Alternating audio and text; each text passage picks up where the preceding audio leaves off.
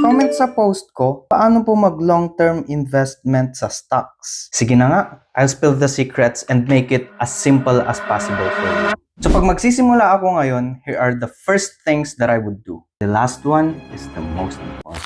Number 1, you must have a clear goal. Dapat alam mo bakit ka ba nag-i-invest, para sa retirement mo, or gusto mo ng passive income, or kung ano man yung goal mo, define it. Number 2, understand the fundamentals. Huwag kang papasok sa isang bagay na hindi mo alam how it works. Aralin mo muna. So, ano ba ang PSE? Ano ba ang PSEI? Ano ang stockbroker? Etc. Number 3, dapat meron kang strategy. Hindi yung kung ano-ano lang yung ginagawa mo. Either you buy or hold a stock, or mag-invest ka for the dividends, or maybe you invest for capital appreciation.